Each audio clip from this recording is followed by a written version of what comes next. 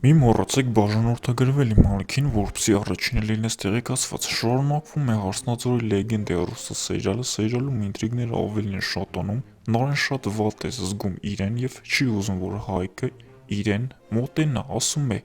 «Ինչու ես իմ մոտ եկել, եթե ինձ չես ուզում տեսնել»։